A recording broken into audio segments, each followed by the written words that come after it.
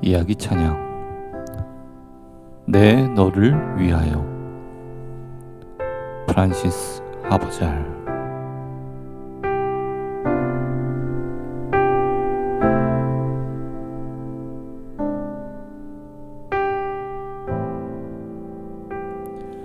몸이 아주 허약한 아가씨가 미술관에 앉아 있었습니다. 바로 22세 된 영국인 프란시스 하버잘이었습니다. 하버잘은 아버지의 권유로 학교를 쉬며 여행 중이었는데 친구 집을 방문하기 위해 독일 뒤셀도르프에 잠시 머물고 있었습니다. 미술관을 둘러보다 피곤을 느낀 하버잘은 우연히 십자가상에 예수님을 그린 그림 앞에 앉아 쉬게 되었습니다. 그림에는 보라 이 사람이로다 라는 제목이 붙어 있었습니다. 이 말은 빌라도가 가시면류관을 쓰신 예수님을 가리켜 유대인들에게 한 말입니다. 그리고 그림 밑에는 나는 널 위해 이 일을 행하였거늘 너는 날 위해 무엇을 하느냐 라는 글귀가 쓰여 있었습니다. 이 그림이 하버잘에게 던진 질문은 전에는 느낄 수 없던 큰 충격과 감동이었습니다. 그림을 통해 영감을 받은 하버잘은 떠오르는 대로 몇 줄의 시를 썼습니다. 그리고 그날 밤 숙소로 돌아와 낮에 쓴 시를 꺼내 곰곰이 읽어보았습니다. 몇 번을 되새겨도 미술관에서 느꼈던 감정이 생겨나지 않았습니다. 하버잘은 형편없는 시를 썼다고 생각하고 메모지를 구겨 벽난로 속으로 집어던졌습니다. 그런데 그 순간 그녀의 인생을 바꾼 사건이 일어납니다. 벼랑간 굴뚝에서 바람이 거꾸로 불더니 시가 적힌 종이가 다시 벽난로 밖으로 튀어나온 것입니다. 시를 태워버리지 말라는 하나님의 음성이 들리는 것 같아 그녀는 재빠르게 종이를 집어들었습니다. 공중에 나는 참새 한 마리도 하나님의 허락 없이는 땅에 떨어질 수 없듯 이건 역시 분명한 하나님의 뜻이라고 믿으며 구겨진 종이를 폈습니다. 영국으로 돌아온 하버잘은 목회자이자 음악가인 아버지 윌리엄 하버잘 목사에게 기적같이 불에 타지 않은 시를 보여주었습니다. 아버지는 좋은 시라고 칭찬하며 4절까지 완성해보라고 격려해 주었습니다. 찬송 내 너를 위하여는 이렇게 탄생했습니다.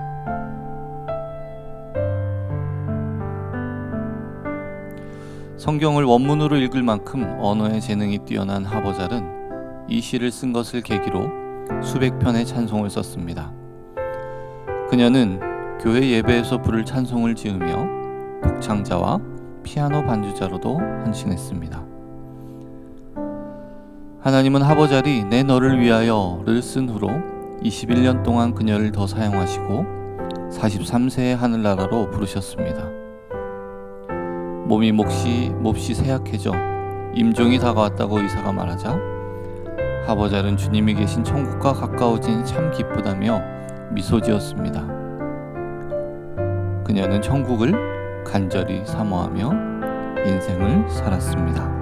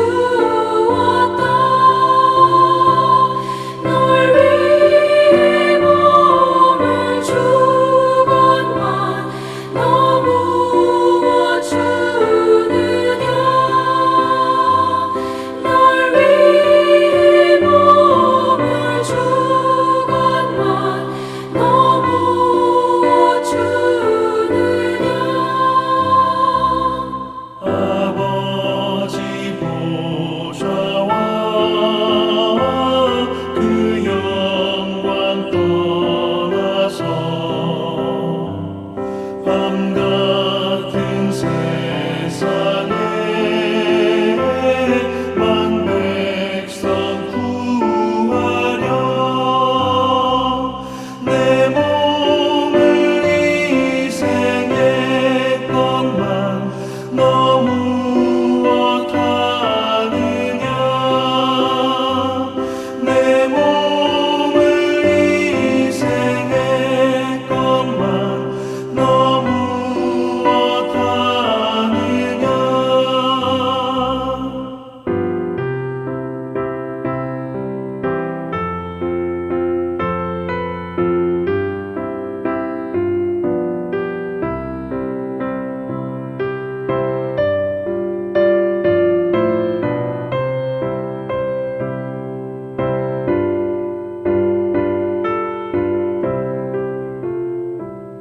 죄중에 빠져서 영 죽을 인생을 구하여 주려고 나 피를 흘렸다 내 죄를 계속했건만 너무 못하느냐 내 죄를 계속했건만 너무 못하느냐 한없는 용서와 참 사랑 가지고 세상에 내려와 값없이 주었다 이것이 귀중한 것만 너무 주느냐 이것이 귀중한 것만 너무 주느냐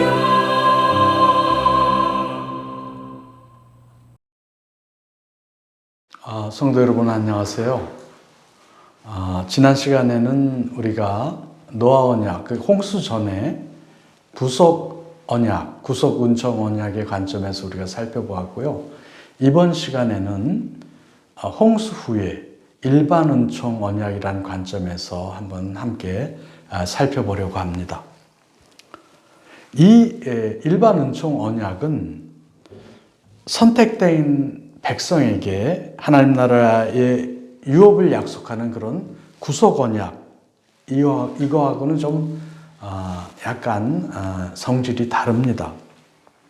이 언약에서는 하나님은 인류 전체의 문화와 자연의 그 과도기적 일반 질서를 하나님께서 규정하고 계세요. 그래서 나아가서 이 언약은 언약 공동체와 맺어진 게 아니고 인류 전체와 맺어졌다는 그런 사실에서도 이것이 잘 드러나는데요. 홍수의 노아 언약은 노아와 그 아들들에게 주어진 것이지만 이때 노아 가족은 인류 전체의 대표로서 하나님의 언약을 받은 것이죠. 나아가 그 하나님과 언약을 맺은 당사자는 인류에 국한되지 않습니다. 이 언약은 지구 안에 사는 모든 생명, 그리고 심지어는 세상과도 맺어진 것으로 창세기 9장 13절은 말하고 있습니다. 홍수 노아 언약은 그러니까 하나님 나라를 낳는 것을 넘어서 홍수 때문에 잠시 사라진 일반 은총 세계를 갱신하고 있는 것입니다. 이 언약은 일반 은총 세계를 크게 두 영역으로 나누어서 말하고 있습니다. 하나는 자연 세계고 또 다른 하나는 인간 세계에 대해서 이렇게 나누어서 말하고 있어요. 이것은 그 홍수 노아 언약의 본문인 창세기 8장 20절에서 9장 17절의 구조를 관찰하면 분명히 드러나요. 창세기 8장 20절에서 9장 17절은 우리가 그 교차 대구 구절로 이루어졌다 이렇게 얘기하는데요. 그러니까 자연 세계의 일반 은총 질서, 창세기 8장 20절에서 22절 말씀과 또 나중에 창세기 9장에 나오는 9장 8절에서부터 17절에 나오는 자연 세계의 일반 은총 질서가 그 창세기 9장 1절에서부터 7절까지의 인간 세계의 일반 은총 질서를 이렇게 감싸는 그런 형식을 가지고 있어요. 구조적으로.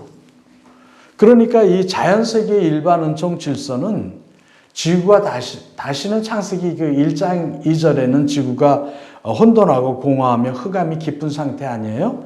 근데 그 상태로 돌아가지 않을 것임을 하나님이 보증하신다는 것이죠. 성경의 그 창세기 8장 21절에서 21절을 보면 이렇게 말씀하고 있습니다. 여호와께서 그 향기를 받으시고, 그러니까 방주 밖에 나와서 노아가 제단을 쌓잖아요. 그 제단의 향기를 받으시고 그 중심에 이르시되 내가 다시는 사람으로 말미암아 땅을 저주하지 아니하리니 이는 사람의 마음이 계획하는 바가 어려서부터 악함이라. 내가 전에 행한 것 같이 모든 생물을 다시 멸하지 아니하리니 22절 땅이 있을 동안에는 심음과 거둠과 추위와 더위와 여름과 겨울과 낮과 밤이 쉬지 아니하리라 이렇게 말씀해요. 그리고 또 창세기 9장 11절을 보면 내가 너희와 언약을 세우리니 다시는 모든 생물을 홍수로 멸하지 아니할 것이라. 땅을 멸할 홍수가 다시 있지 아니하리라 이렇게 말씀합니다. 그러니까 하나님이 약속하신 이런 자연 질서는 그러니까 과도기적이고 안정적이라는 거예요. 과도기적이란 말은 그 질서가 최후 심판 때까지만 지속될 거라는 그런 의미이고요. 그 다음에 이 말은 또 8장 22절에 보면 땅이 있을 동안에는 이런 부사구에 의해서도 분명히 지지를 받고 있는 것이죠. 그러니까 또 그 질서가 안정적이라는 말은 최후의 심판 때까지는 극단적으로 단절 없이 지속될 것이라는 그런 말인 거예요. 그러니까 다시 말해서 제2의 홍수 사건은 없을 것이다. 이런 의미인 것입니다. 현재의 그 자연 질서가 최후의 심판과 더불어 끝날 것임은 우리가 말할 필요도 없습니다. 이런 의미에서 노아 언약을 통해 약속된 자연 질서는 우리가 나중에 새하늘과 새 땅에서 맞이할 그 구속된 백성이 누릴 자연 질서와는 전혀 다른 것이죠. 노아 언약에 약속된 자연 질서는 타락한 세계에 주어진 것으로 죄에 대한 합당한 심판을 하나님이 잠시 유보하신 것에 불과합니다. 이 자연 질서는 마지막 심판과 함께 끝날 가도기적이면서 잠정적이라는 거예요. 이 홍수 언약이 가지는 이 일반 은총적 성격은 언약의 표지인 무지개를 통해서 더욱 강조되고 있습니다. 구속 은총 언약의 표지들, 그러니까 구속 언약의 표지들, 이 표지들은 뭐 할례나 세례를 말하는데 이것은 언약 공동체 안에 있는 사람과 언약 밖의 공동체 사이의 구별에 초점을 둡니다. 그런데 이 일반 은총 언약의 표징은 그 무지개는 그 두 공동체를 구별하지 않아요. 즉 모두를 위한 약속의 표지가 되는 거예요. 또한 하늘에 뜨는 무지개가 노아 언약 본문에서 보면 히브리어로는 케세트인데요. 이 말은 활이라는 뜻이에요. 근데 하늘에 뜨는 무지개는 시위가 당겨진 활의 모습이 아니라는 거예요. 시위가 풀린 채 걸려있는 활의 모습이죠.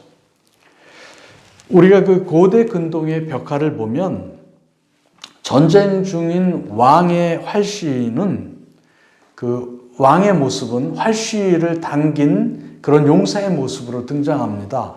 근데 휴식 중인 왕의 모습은 왕의 활시위가 풀린 채 왕 곁에 걸려있는 모습으로 나타나게 돼요. 그러니까 하늘의 무지개는 즉 시위가 풀린 활의 모형은 무기를 잠시 옆에 두고 반역하는 인류에 대한 심판을 잠시 멈춘 심판자 하나님을 상징하는 것으로 우리가 이해할 수가 있습니다. 잠시 심판의 활시위를 놓은 하나님은 당분간 인간과 자연을 하나님 자신의 인내함으로 다스리실 것입니다. 홍수 후 노아 언약이 구정하는 일반 은총 질서의 또 다른 영역은 인간 세계에 대한 것입니다. 인간에 대한 일반 은총적 규례들이 노아 언약에서 처음 나오는 것은 아니죠. 창세기 1장 28절에 벌써 문화 명령으로 하나님께서는 생육하고 번성하여 땅에 충만하라 이런 명령을 주시지 않았어요? 근데 홍수 이후에도 창세기 9장 1절과 창세기 9장 7절에 비슷한 말씀이 반복되게 됩니다. 9장 1절 후반절에 생육하고 번성하여 땅에 충만하라 이렇게 말씀하시고 9장 7절에서 너희는 생육하고 번성하며 땅에 가득하여 그 중에서 번성하라 이렇게 말씀하세요. 그리고 동물 세계에 대한 인간의 통치 주권을 규정하고 있습니다. 창세기 그래서 9장 2절은 이렇게 말씀해요. 땅의 모든 짐승과 공중의 모든 새와 땅에 기는 모든 것과 바다의 모든 물고기가 너희를 두려워하며 너희를 무서워하리니 이것들은 너희의 손에 붙였음이니라. 동물들이 인간을 무서워하는 이유는 인간이 하나님의 형상이기 때문에 그런 것입니다. 이어서 3절에서는 동물에 대한 인간 주권이 동물을 음식으로 섭취할 수 있는 권리를 포함하게 돼요. 9장 3절 같은 데를 보면 모든 산 동물은 너희의 먹을 것이 될지라 채소같이 내가 이것을 다 너희에게 주노라 이렇게 말씀하고 있습니다. 이 말씀은 우리에게 홍수 이전에는 하나님이 육식을 허용하지 않았으나 홍수 이후에 허락했다고 그렇게 이해하는 분들이 많습니다. 그런데 이 말씀은 사실은 그 9장 3절의 그 모든 산동물, 이 모든이라는 단어에 강조점이 있는 말씀이에요. 이 말씀의 의미는 채소를 구분 없이 먹을 수 있었던 것처럼 하나님이 모든 동물을 정결, 부정의 구분 없이 인간에게 다시 허락하신다는 그런 의미예요. 방주 공동체, 신정 구속 공동체에서는 그들이 정결한 동물만을 음식으로 섭취했습니다. 이 사실은 노아의 방주에 생물을 한 쌍씩 드리는 게 원칙이었잖아요. 그런데 정결한 동물은 7쌍씩 드렸습니다. 그 이유는 홍수 후에 제사 때 쓰기 위함이기도 하지만 그 일부를 식용으로 쓰기 위함인 거예요. 그런데 홍수가 끝나고 이 땅에 신정 공동체가 해산되었을 때 정결과 부정의 구분을 따르는 음식법도 사라지게 됩니다. 그리고 나서 다시 신정 공동체가 탄생하잖아요. 이스라엘이 출애굽함으로써 역사에 등장하게 됩니다. 그때 이 음식법이 다시 중요하게 된 것입니다. 그래서 레위기 같은 데서 다시 하나님의 말씀으로 규정되고 있는 것입니다. 그러다 우리 신약에 오면 어떻게 돼요? 사도행전 10장에 보면 베드로 환상 가운데 이 정결과 부정의 음식법이 파기되게 됩니다. 그러니 우리가 알 수 있는 것은 하나님이 직접 다스리는 신정 조직이 이 땅에 있을 때에만 일반 문화에서 정결과 부정의 구분이 중요하고 그런 신정 국가가 사라진 때는 하나님의 백성이 일반 백성과 어우러져 살아가야 되지 않습니까? 그러니까 이방인과의 식탁 교제가 일반 은총적으로 주어지게 된 것입니다. 창세기 9장 4절에서는 또 피음용을 금한 이유가 나오고 있습니다. 이것은 생명 일반에 대한 존중심도 있지만 신학적으로는 피가 제단과 가지는 관계 때문에 그런 거예요. 제단에서 드리는 동물의 피는 인간의 피를 상징하죠. 즉 죄인이 자신의 생명 대신 동물의 생명을 드리는 거예요. 그래서 제물을 우상에게 드리면 자신의 생명을 우상에게 드리는 것과 마찬가지가 됩니다. 그래서 신정 공동체인 이스라엘 공동체에서 축출되게 돼요. 그래서 레위기 17장 4절에 이것이 기록되고 있는 것입니다. 홍수 이후에도 하나님은 이 지상의 제단제도, 제사제도를 상당 기간 유지하셨습니다. 노아도 방주에서 나와서 제일 먼저 한 일이 제단을 쌓는 일이에요. 그런데 이 피음용 금지 규정은 이스라엘 구속 역사에서 이스라엘 진영 밖의 외국인에게는 적용되지 않았습니다.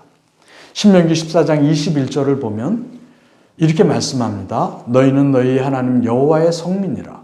스스로 죽은 모든 것은 먹지 말 것이나 그것을 성중에 거류하는 객에게 주어 먹게 하거나 이방인에게 파는 것은 가하니라. 이렇게 말씀하고 있어요. 그러니까 죽은 동물을 먹는다는 것은 핏째 먹게 되는 것이죠. 유대인은 먹으면 안 되지만 이방인에게는 파는 것이 허용되는 것입니다. 그러니까 피를 먹는 규정은 하나님의 언약 공동체 안에서의 규율입니다. 그것도 이 지상재단이 유효할 때까지만 그런 것이죠.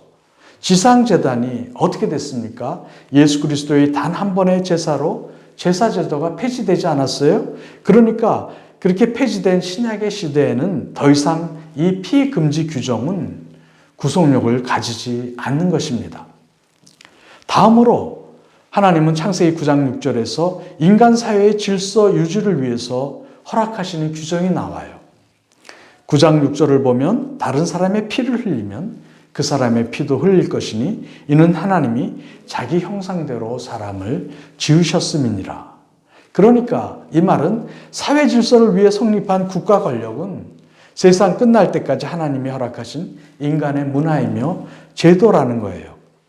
단지 그 권력의 토대가 사람이 하나님의 형상이다. 이 사실에 유의해서 사용돼야 한다는 것입니다. 그러니 인간의 문화는 하나님의 형상을 입은 자로서 인간이 동물 세계와 사회 공동체에 대해 가지는 주권을 통해서 실시되는 것이죠. 우리가 노아 언약을 지금까지 구속 은총 언약 또는 구속 언약, 그다음에 또 일반 은총 언약 이렇게 크게 나누어서 살펴보았는데요. 사실 하나님이 노아와 맺으신 언약을 내용적으로 정리하면 두 가지예요. 하나는 다시는 홍수로 세상을 멸하지 않으시겠다는 그런 언약입니다. 또 다른 하나는 땅이 존재하는 한 이 세상이 보존될 것이라는 그런 언약이에요. 이것은 재림 때까지 어떤 의미에서는 제한적이기도 하다고 제가 앞에서 말씀드렸습니다. 여러분, 하나님은 자연 질서를 보존하세요. 왜 그럴까요? 아직 돌아올 백성들이기 때문에 그런 것이죠. 하나님이 기다리시는 것입니다. 그래서 오늘날 교회가 해야 될 역할이 교회가 방주가 되어서 죄 가운데 있는 사람들을 건져내고 하나님께 돌아오도록 해야 하는 것입니다. 하나님은 그 층표로 구름 위에 무지개를 보여주셨어요. 무지개는 앞에서 히브리어 단어로도 제가 말씀드렸지만 영어로는 무지개가 뭐예요? 레인보우예요. 레인이 비잖아요. 보우는 활이라는 뜻입니다. 마치 심판을 상징하는 비의 이미지와 활의 이미지가 함께 어우러진 그런 단어죠. 또 무지개가 나타나려면 어떻게 됩니까? 빛이 있어야 되는 것입니다. 빛의 스펙트럼을 통해서 아름다운 모습을 무지개가 보여주는 것이죠. 빨주노초, 파남보 이렇게 나타나는 것이죠. 비와 빛이 혼합돼서 아름다운 무지개로 나타나듯이 죄와 하나님의 은혜가 결합되어서 나타난 것이 하나님의 무지개 언약입니다. 심판이 더 이상 두려움이 아니라 아름다운 무지개로 나타나서 우리에게 안정감과 평강을 주는 것은 하나님의 약속 때문에 그런 것입니다. 무지개는 하늘과 땅을 연결해 줍니다. 하나님의 언약이 하늘이 열려서 이 땅을 축복하시는 하나님의 사랑을 드러내시는 증표가 바로 무지개인 거예요. 무지개는 모든 사람이 다 볼 수 있죠. 모든 사람을 구원하시는 하나님의 언약이 무지개를 통하여서 드러나는 것입니다. 그래서 무지개를 보면 우리 마음이 왠지 평안해지는 것입니다. 성도 여러분, 홍수 심판을 통해서 이 땅은 변화되었습니다. 그리고 인간을 대하시는 하나님의 방법도 변화되었어요. 그러나 변화되지 않은 것은 하나님 나라를 세우려는 하나님의 계획입니다. 그래서 노아의 혈통을 따라서 누가 오세요? 예수 그리스도가 오게 되는 것입니다. 노아가 가족을 방주로 인도한 사람이라면 예수님은 하나님의 진노로부터 당신의 백성들을 구원의 방주로 인도하시는 그런 분이시라는 거예요. 우리 모두 하나님의 뜻과 계획을 분별해서 인간의 죄에도 불구하고 우리를 변하지 않고 사랑하시는 그 하나님의 사랑과 은혜를 예수 그리스도 안에서 풍성히 누리시는 우리 모두가 되었으면 좋겠습니다. 샬롬. 안녕하세요. 우리 수방사를 사랑하는 우리 성도 여러분, 오늘도 이 시간을 통해서 또 풍성한 교제 나누시기 바랍니다. 오늘 모신 집사님은 늘 밝고 또 긍정적이고 에너지가 넘치고 우리 친구들 교회 활력소 같은 이 역할을 해주시는 분이십니다. 우리 황성민 집사님 이 자리에 모셨습니다. 반갑게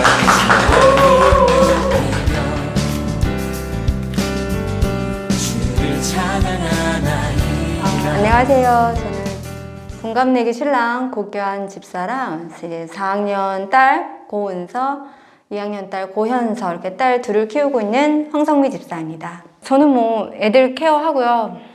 저희 집에 막내가 생겼거든요. 아루라고 말티푸 강아지 1년 4개월 된 강아지인데, 근데 이제 산책시켜야 되고 씻기고 먹이고 이제 사서 고생을 하고 있어요.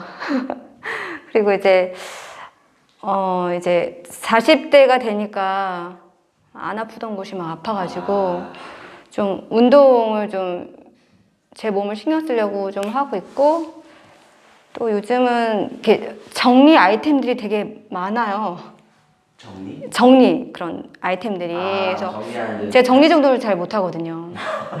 그래서 이제 손이 잘 닿는 곳에 막 복잡하고 그러면 그 주부들은 좀 스트레스를 받아서 그런 것들을 정리하면서 나름 마음의 안정을 찾고 있어요. 그러니까 저희 애들 유치원생일 때니까 한 6, 7년 되지 않았을까 싶어요. 저희가 이제 서울에서 살다가 분당으로 이사를 왔는데 이제 교회를 정해야 되는데 교회를 정한다는 게 쉽진 않잖아요. 그래서 분당 이제 동네에 투어를 다녔어요, 교회를. 투어를 다니고 이제 친구들 교회도 동네니까 보였어요. 근데 2층, 3층 건물에 같이 있는 거예요, 교회가. 그래서 아예 배제를 시켰었죠. 네.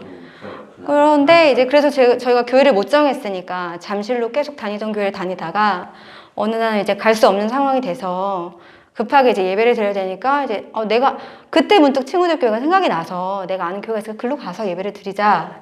그래서 갔는데 이제 애들이 어리니까 유치부 예배를 드렸죠. 근데 그 유치부 예배가 너무 활기차고 분위기가 너무 좋은 거예요. 내가 겉에서 보던 것과는 달리. 그래서 너무 좋다. 그래가지고 몇 주 더 다니고 어떻게 하다 보니까 이제 말씀 소모임도 다니고 이러다가 등록을 하게 됐죠. 친구들 교회는 나한테 뭘까 계속 생각을 하다가 친구들 교회는 나에게 3040이다. 3040이다? 네. 왜냐면 제가 10대 때는 그냥 부모님 손 잡고 그냥 부모님이 가는 교회를 학교 가듯이 아무 생각 없이 그냥 다녔었고요. 이렇게 청소년부를 보냈고 20대 때는 이제 제가 자발적으로 선택을 한 교회에서 개척교회였거든요. 그래서 굉장히 좀 힘들었어요. 근데 그때는 어떻게 그런 젊은 열정이었던 것 같아요. 열정과 체력으로 봉사도 하고 새벽 기도도 다니고 이러면서 굉장히 몸이 힘든데 그냥 그런 열정으로 20대 때 신앙생활을 한 것 같아요. 그러다가 30대 때 이제 친구들 교회를 오게 된 건데 친구들 교회에서 말씀 훈련을 제대로 받은 것 같아요. 그러니까 그때도 그 전 교회에서도 말씀을 배우긴 했지만 잘 몰랐던 것 같고 이 친구들 교회에서 계속 그런 말씀 훈련 프로그램을 계속 참여했거든요. 그러면서 말씀 훈련을 받으면서 제가 어떻게 보면 나의 하나님은 그냥 항상 존재하는 그냥 나의 하나님, 사랑의 하나님, 어떻게 보면 좀 율법적인 하나님이었거든요. 근데 여기서 말씀 배우면서 약간 정말 진리의 하나님에 조금씩 제가 간 것 같아요. 그래서 여기서 이제 그 배우는 과정이겠죠? 그래서 배우고 제가 이제 5, 60대가 되면 그때 또 우리 권사님, 장로님들처럼 젊은 세대들한테 많이 베풀고 이렇게 보듬어 줄 수 있는 저로 성장하고 싶죠. 그래서 생각해 보다가 친구들 교회는 나에게 3040이 있구나. 네, 그런 생각이 들었어요.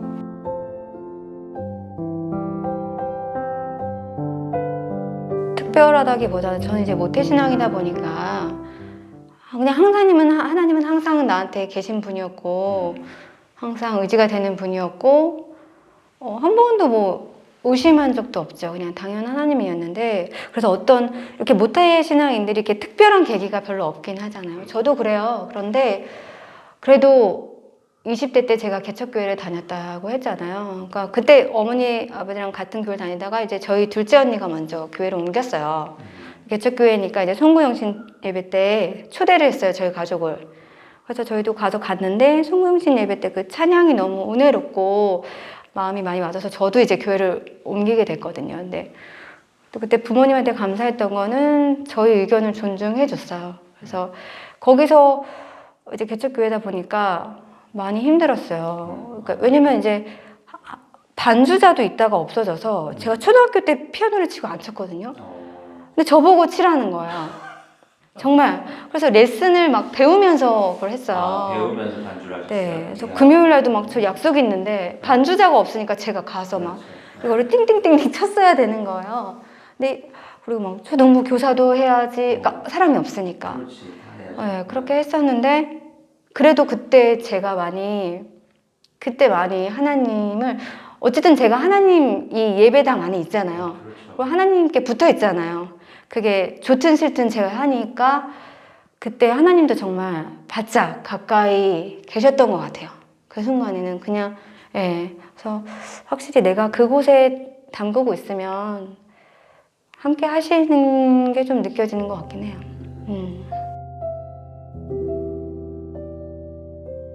너무 좋죠. 항상 좋죠.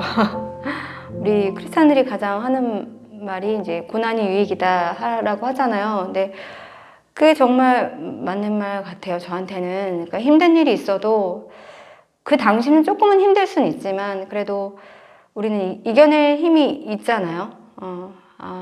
왜 나한테만 이런 일이 일어날까 이런 생각보다는 반드시 하나님이 주시는 메시지가 있을 것이고 이것도 어쨌든 하나님이 지켜보고 계시고 하나님이 도와주실 것이고 그때 더 제가 기도하고 찬양하게 되고 하나님께 바짝 엎드리게 되는 건 사실이니까 그러니까 이제 그럴 때도 너무 감사하고 기쁠 때는 뭐 당연히 하나님께 감사드리고 요즘은 이제 자연이 너무 아름다운데 자연이 그러니까 그렇잖아요. 젊은이들은 모르는 걸 이제 이렇게 그렇죠. 이제는 자연이 보이잖아요. 그때는 내가 즐기는 게 바빴다면 그런 걸 봐도 이제는 감사가 나오거든요. 정말 그러니까 감탄 같은 게 나와요. 그래서 그러니까 기쁠 때나 슬플 때나 힘들 때나 그냥 전 항상 내가 의지할 수 있는 분, 그러니까 항상 나를 지켜봐 주시는 분이 있다는 게 그냥 24시간 감사하고 기쁘죠.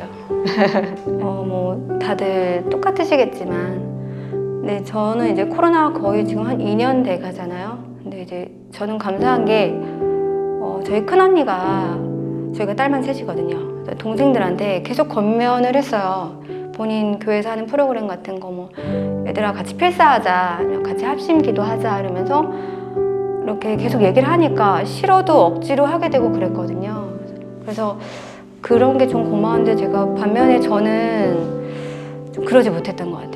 하물며 우리 마을 식구들한테도 안부도 전하지 못했던 것 같아요. 안부도 묻지 않았던 것 같아요. 어떻게 보면 그들도 나와 상황이 똑같겠지. 다 힘들겠지, 지치겠지. 뭐 이 코로나 시기에 밥 먹는 거 민폐겠지. 이런 어떻게 보면 이런 생각으로 내가 왜 그 작은 나눔 하나 나누지 못했을까 이런 생각이 들더라고요. 그래서 이제 뭐 위드 코로나고 다 같이 모이는 시기가 다가오긴 하지만 우리가 다 같이 모이는 그때만 기다리는 게 아니라 내가 지금 생각나는 사람이 있다면 전화해서 안부도 묻고 같이 식사도 하면서 뭐 하나보단 둘이 낫고 둘보단 셋이 나으니까 그렇게 같이 좀 마음의 무거움을 같이 나누면 참 좋을 것 같다 그런 생각이 들고 또 이제 우리는 하나님을 이야기할 수 있잖아요 같이 그래서 그렇게 이렇게 얘기하면서 같이 만나는 날을 같이 소망하면 좋겠습니다. 네.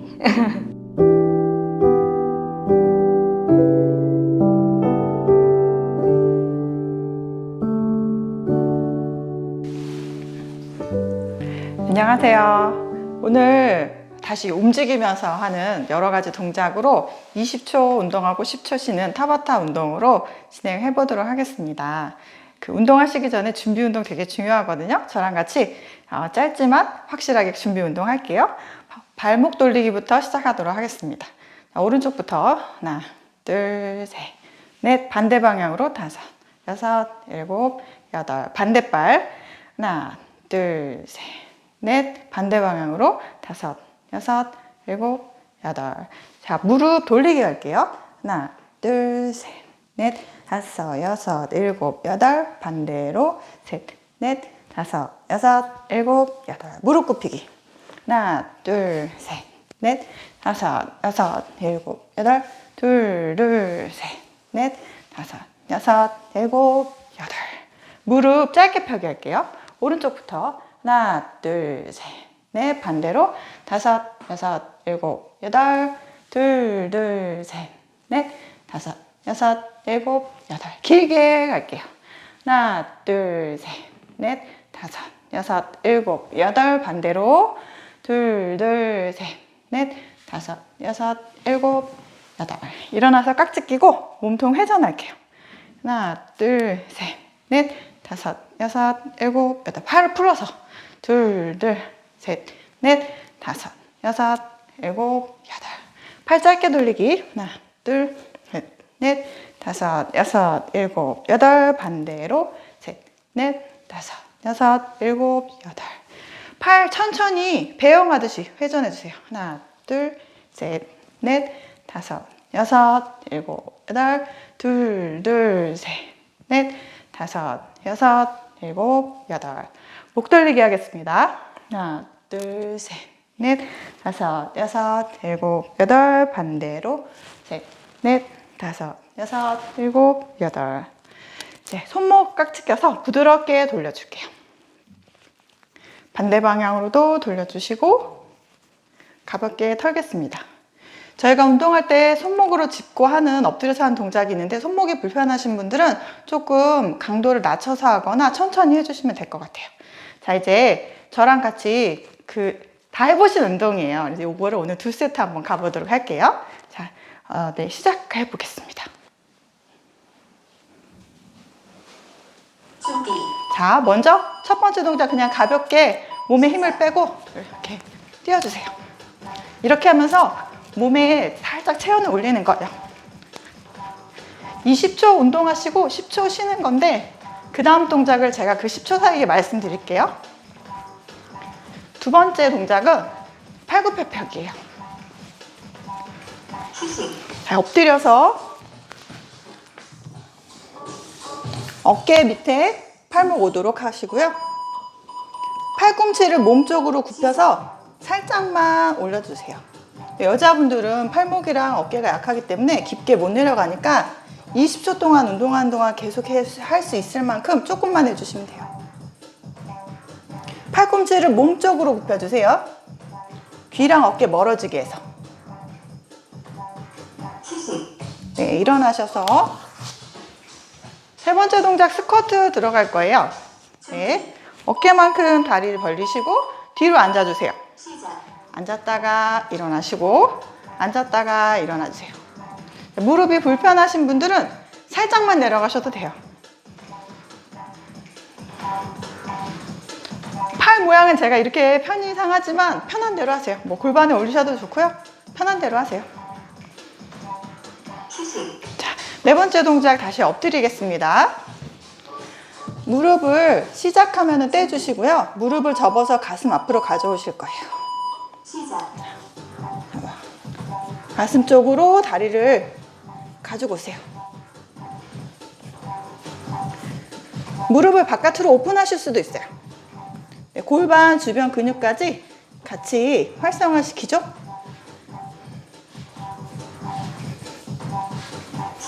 네, 천천히 일어나시고 이제 약간 힘드실 거잖아요. 네 번째 동작은 일부러 제가 쉬운 거 넣었어요.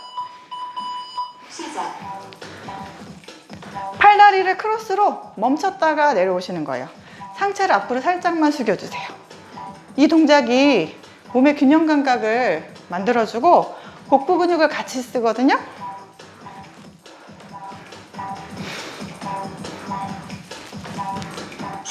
자, 이제 복근 운동 할 거예요. 누우셔서 무릎을 세워주시고 귀 옆에 손 터치. 팔과 다리 크로스로 만날게요. 크로스 만나고 상체만 일으키고 또 반대로 크로스, 크로스, 상체 일으키고. 좋아요. 이렇게 해주세요. 머리를 저는 지금 땅에 안 대고 하고 있는데요. 가능하신 분들은 이렇게 하셔도 좋고, 힘드신 분들은 머리를 바닥에 살짝 닿았다가 올리셔도 돼요. 자, 일어나서 호흡해 주시면 제자리 걸음해 주시고, 자, 이번에 회전할 거예요. 자, 하체를 회전해 주세요.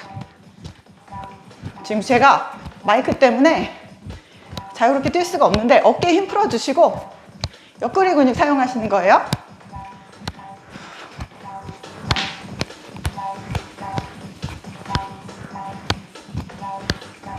네.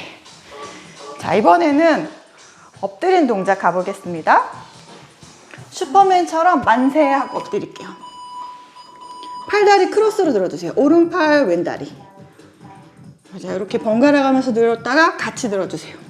오른팔, 왼다리, 왼팔, 오른다리, 팔다리 같이. 이렇게 들어주시면 됩니다.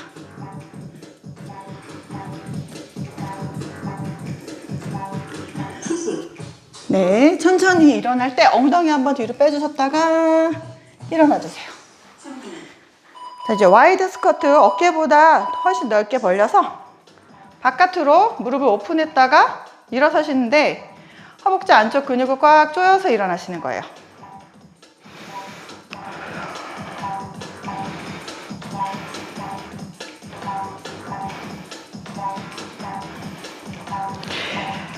허벅지 안쪽 근육을 집중해야 거기 근육을 사용하게 돼요. 네, 그걸 기억하셔야 돼요. 자, 이제 마지막 10번째 동작은 편안하게 걸으면서 호흡하시는 거예요.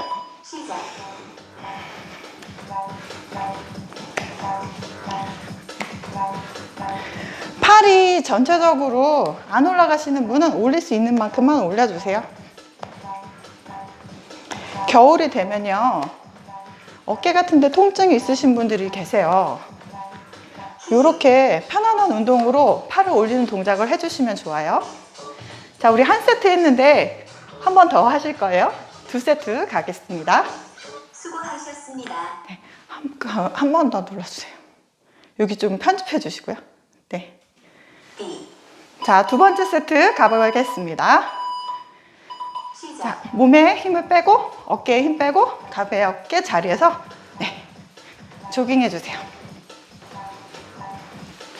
2번째 동작은 팔굽혀펴기예요. 남자분들은 뭐 힘껏 닿는 데까지 하시고요. 여자분들은 내 몸에 맞게 해주세요. 자, 2번째 동작 엎드려서 팔굽혀펴기 자세. 팔꿈치를 몸쪽으로 굽혀주세요.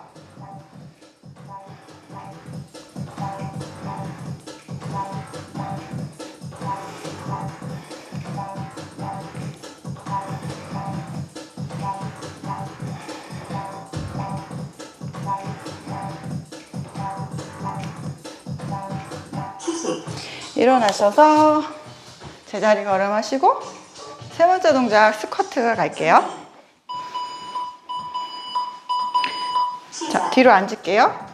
한번 무릎 보세요. 내 발가락보다 앞으로 나가나 안 가나 보시고 엉덩이 뒤로 빼서 앉으시는데 꼬리뼈 있는 쪽이 바닥을 향하도록 해주세요.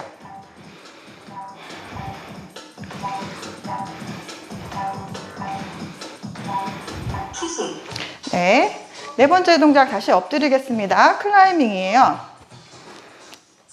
자, 무릎을 바닥에서 띄우고 앞으로 가져올게요. 자, 옆으로 오픈도 한번 해보시고요. 하실 수 있는 분 또 크로스로 반대쪽 팔꿈치 쪽으로 무릎을 가져올 수도 있어요. 그렇게 하면 다양한 몸의 근육들이 네, 사용되겠죠. 네, 일어나실게요. 제자리 걸음 해주시고 호흡해주세요. 팔다리 크로스로 들어서 멈춤. 상체 앞으로 살짝만 숙여주세요. 등을 가능한 한 펴서 등 전체가 앞으로 살짝 기울어진다는 느낌으로 해주세요. 등이 굽지 않도록 하는 거예요. 자, 요거 다음에는 휴식, 복근 운동 할 거예요. 이제 누우실게요. 무릎 세우고 준비, 손 옆에 손 터치. 팔꿈치랑 무릎이 가까이. 꼭 안 닿으셔도 돼요. 상체 한번 일으켜 주시고 크로스, 상체. 뭐 순서는 우리 회원님들, 우리 성도님들 편한 대로 해주세요. 휴식, 자, 일어나셔서 제자리 걸음 하시고요. 준비, 자, 옆으로 시작, 회전. 전체적으로 하체 전체를 회전하시는 거예요.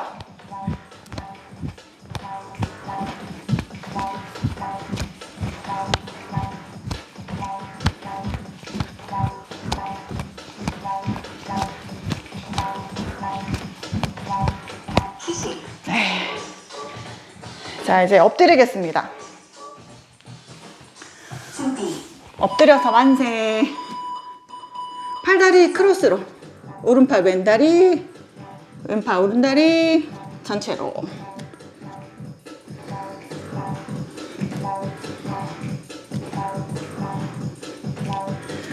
헷갈리시면 헷갈리는 대로 하셔도 돼요.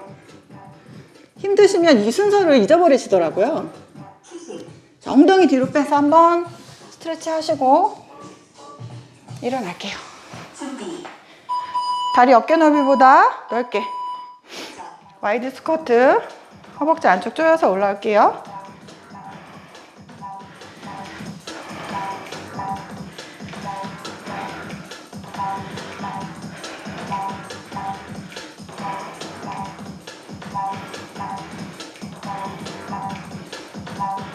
휴식, 네.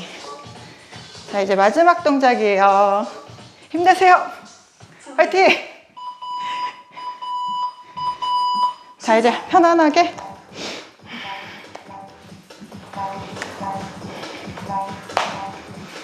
호흡해 주시고요. 내쉬고 충분히 호흡해 주세요.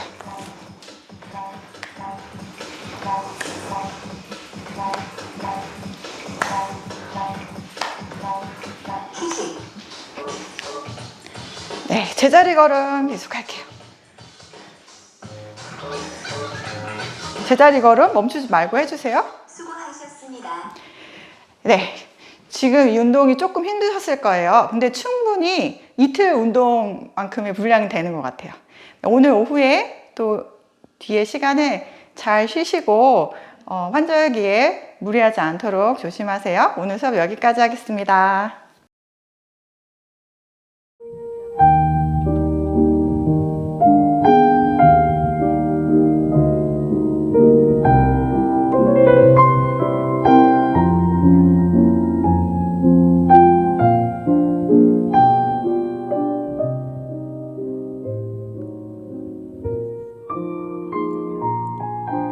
메디치 가문을 아십니까?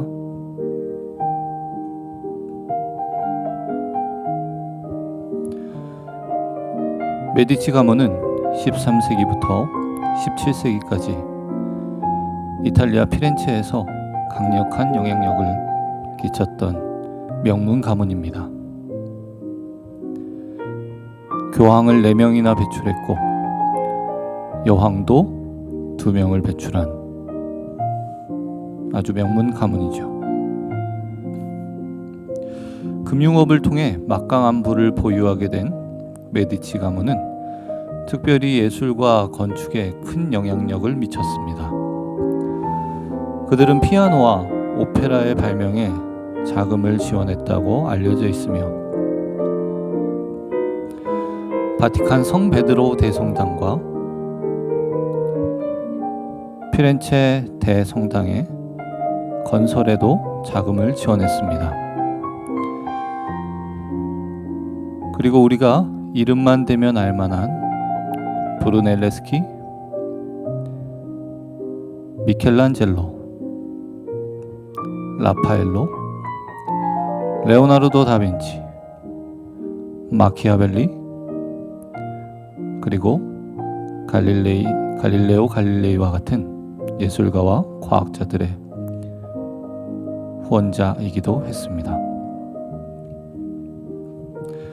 예술과 건축에 대한 후원 외에도 메디치는 다작의 수집가였으며 오늘날 그들의 수집 예술품들은 피렌체의 우피치 박물관에 소장되어 있습니다. 오늘은 이 메디치 가문과 특별히 깊은 관련이 있는 한 예술가를 소개해 드리려고 합니다. 저는 기독교 문화 산책의 제임스 송입니다. 오늘 소개해 드릴 메디치 가문과 연관이 깊은 예술가는 바로 산드로 보티첼리입니다. 지금 보고 계신 이 그림은 산드로 보티첼리가 1475년에 그린 동방박사의 경배라는 그림입니다. 이 그림의 우측 하단을 보면 한 청년이 서서 그림을 바라보고 있는 감상자를 바라보고 있습니다. 바로 이 사람이 오늘의 주인공 산드로 보티첼리입니다. 산드로 보티첼리는 여러 예술가들과 같이 그의 이름보다는 그의 작품들로 우리에게 더 익숙한 예술가입니다.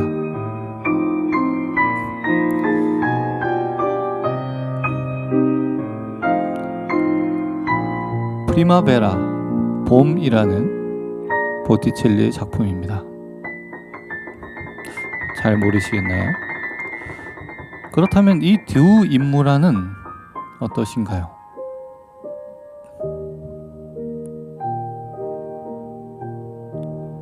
우리가 신곡에서 살펴보았던 단테 알리기에리, 왼쪽에 그의 초상화이고요. 오른쪽에는 우리 기독교인들에겐 너무나도 유명한 성 어거스틴입니다.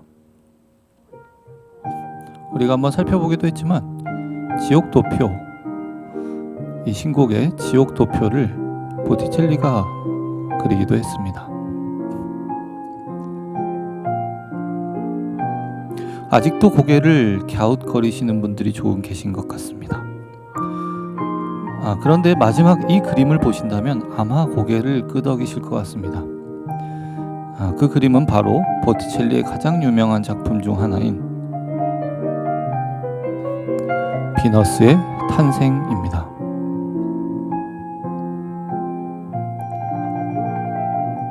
이 그림을 모르시는 분은 없으시겠죠. 이 비너스의 알 수 없는 몽환적인 표정의 묘사. 지금도 이 작품들은 메디치 가문의 여러 소장품들과 함께 피렌체의 우피치 미술관에서 볼 수 있습니다.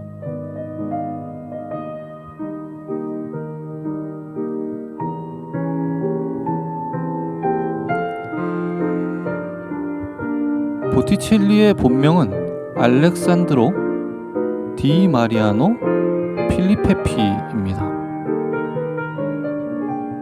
그런데 우리에게는 이 이름이 아니라 산드로 보티첼리라는 이름으로 더 잘 알려져 있죠. 여기서 보티첼리라는 용어는 이탈리아어로 작은 술통이라는 뜻입니다.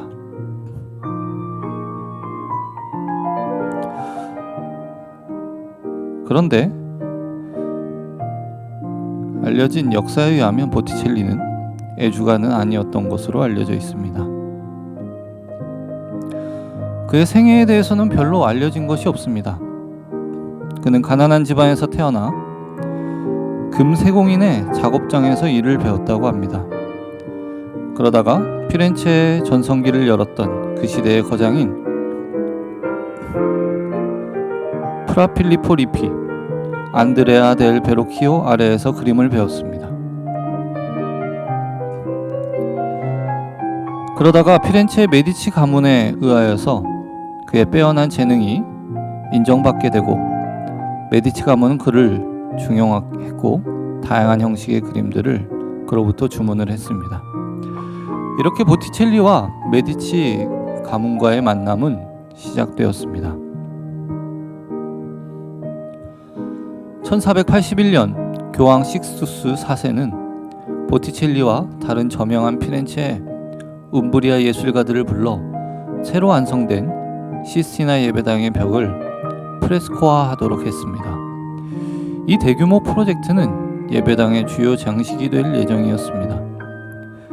이 작업을 위해 1480년 10월 27일 보티첼리는 메디치가에 의하여 소집되어 피렌체의 다른 화가들 도미네코 기를란다이오, 코시모 로셀리와 함께 로마로 떠났는데, 이것은 피렌체의 실질적인 통치자인 로렌초 데 메디치와 교황 식스토 4세 사이의 화해 계획의 일환이었습니다. 피렌체인들은 1481년 봄부터 이미 그곳에 있었던 피에트로 페루지노와 함께 시스티나 예배당에서 일하기 시작했습니다. 장식의 주제는 구약과 신약 사이의 연속성의 표시로서 모세의 생애와 그리스도 생애 사이의 유사성과 모세의 율법과 예수님의 말씀 사이의 연속성의 강조에 있었습니다. 이런 그림들은 결국 예수님께서 베드로를 후계자로 선택하셨고, 이는 결국 베드로의 후임자인 로마의 교황들의 정통성을 공고히 하려는 의도가 이 안에 숨어 있었습니다. 보티첼리는 수많은 조수들의 도움을 받아 시스티나 예배당에서 세 장면의 그림을 그렸습니다.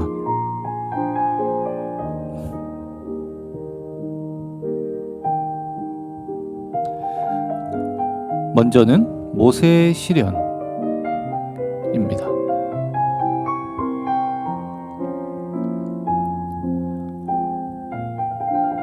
그리고 그 다음으로는 고라 자손에게 내려진 형벌.